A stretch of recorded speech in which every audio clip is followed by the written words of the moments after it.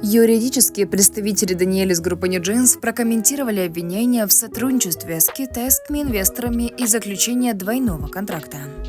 Параллельно с этим в сети появились фотографии исполнительницы с марафона в Австралии.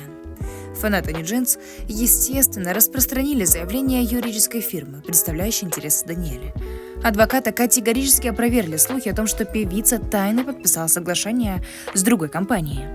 По их словам, заявление о китайском капитале и двойных контрактах является намеренным искажением фактов. Юристы пояснили, что речь идет о событиях 2025 года, когда третья сторона через официальные процедуры направила хайп предложение о покупке акций Adore. Однако это нормальные бизнес-процессы теперь преподносятся в негативном ключе. Ведь ранее 2 июля в Центральном окружном суде Сеула прошло третье слушание по иску Adore против Даниэль, ее семьи и бывшего генерального директора агентства Мин Хи Джон.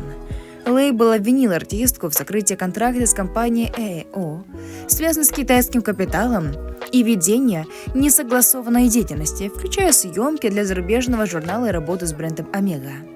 На этом заседании Adore также скорректировала сумму исковых требований, снизив ее с первоначально 43 миллиардов вон до 33 миллиардов вон. Это, кстати, около 24 миллионов долларов.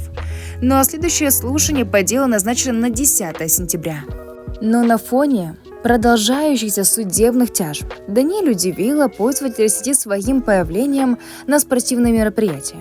В корейских онлайн-сообществах стали вирусными фотографии артистки с хаф-марафона, который прошел в австралийском Голд-Косте.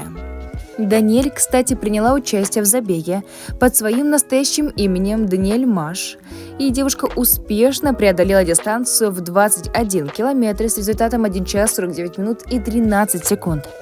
Согласно официальным данным соревнования, она заняла 3224 место среди 5387 участников и пришла 103-й среди женщин.